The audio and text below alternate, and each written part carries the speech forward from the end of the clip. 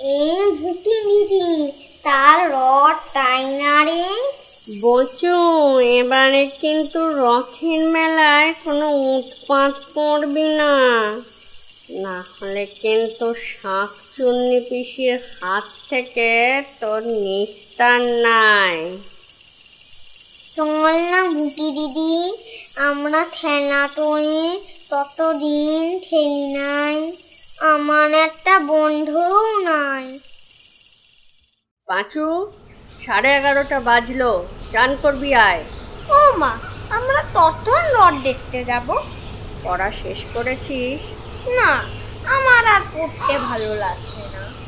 তুমি বলো না, তত রথ দেখতে যাব। কত বেলা হলো, এখনো পড়া শেষ করলি না। চান করে তারপরে পড়া শেষ করবি, তবেই রথের মেলায় নিয়ে যাব। ও ঠাকুমা, দেখো না, মা আমায় রথের মেলায় নিয়ে যাব না বলছে। ও দাদু ভাই, কাঁদে না, মা তো রাগ করে বলছে তুমি সব পড়া শেষ করনি তাই। আজ সকাল থেকেই মেঘলা করে আছে। সাধারণত রথের দিন তো বৃষ্টি হয়েই থাকে। পাঁচুর ঠাকুমা, মা ও পাঁচু রথ দেখতে যাওয়ার জন্য প্রস্তুত হচ্ছে। গাঁয়ের একেবারে শেষ প্রান্তে, ওই যেখানে প্রাইমারি স্কুলের একটা মাঠ আছে, সেখানেই তো ছোট্ট একটা মেলা বসে। বুটি দিদি, আজ এই পথে কত লোক যাবে তাই না রে? কেন, তাতে তোর কি? না, মানে এই পথে তো কেউ যায় না, তাই বলছিলাম। বচু, তোর মতলব খানা ভালো ঠেকছে না কিন্তু। ও দাদু ভাই, এবারে কি খেলনা কিনবে? আমি দুটো দাড়ি কিনবো আর একটা বল কিনবো। না মা, ওকে কিছু কিনে দেবেন না, ঘরে এক গাদা খেলনা, দুদিন যায় না, খেলাও আসতে। ও ঠাকুমা, দেখো না মা কি বলছে। কান্দে না দাদু ভাই, কান্দে না।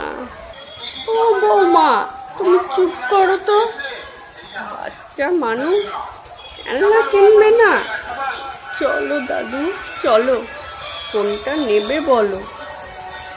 রথের মেলায় গরম গরম জিলিপি, পাঁপড় ভাজা, সঙ্গে মা ঠাকুমার নিত্যদিনের সংসারের প্রয়োজনীয় জিনিসপত্র কিনে পাঁচু বেলুনটা কিনবে বলে যখন বায়না ধরেছে, ঠিক তখনই তার মা আকাশের দিকে তাকিয়ে তার শাশুড়িকে বলল, ঘোর কালো করে মেঘ এসেছে, যখন তখন বৃষ্টি নামবে, চলুন মা, আমরা এবার বাড়ি যাই। বৃষ্টি একবার শুরু হয়ে গেলে বাড়ি পৌঁছতে দেরি হয়ে যাবে, আপনার ছেলেও এসে দাঁড়িয়ে থাকবে। হ্যাঁ বৌমা, তাই চলো, বৃষ্টি নামলো বলে। এখানে তো দাঁড়াবার জায়গাও কোথাও নেই। আমার বেলুন, আমি বেলুন না নিয়ে বাড়ি যাবই না। সবটাতে ছেলের জেদ, তাড়াতাড়ি বাড়ি যেতে হবে।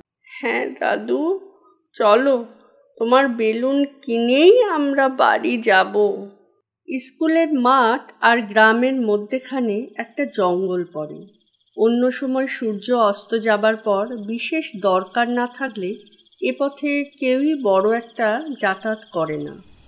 তবে রথের দিনগুলোতে এই রাস্তায় কিছু মানুষজন আসা যাওয়া করেই থাকে। পাঁচুরা তিনজন তাড়াতাড়ি বাড়ি পৌঁছবার জন্য শর্টকাটে জঙ্গলের এই পথটা দিয়েই বাড়ির দিকে রওনা দিল। ভুটি দিদি, আমার মতোই তো একজনকে দেখতে পেলাম গো, কি মজা, কি মজা। খবরদার বলছি বচু, দোষ তুমি করবি না কিন্তু, না হলে। ও ভুটি দিদি, ওটা চিন্তা করো না তো, কিচ্ছু হবে না।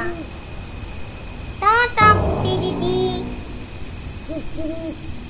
এই বলে বচু পাঁচুর বেলুনের উপর চেপে বসল।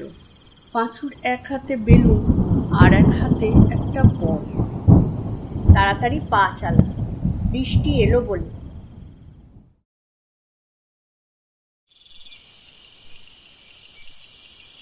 পাঁচু, এই 1 গ্লাস দুধ ধক করে এক্ষুনি খেয়ে শেষ করবি, মাস্টার মশাই পড়াতে এলো বলে। আমাকেও 1 গ্লাস দুধ দাও না দো, আমার দুধ খেতে খুব ভালো লাগে। ও মা গো,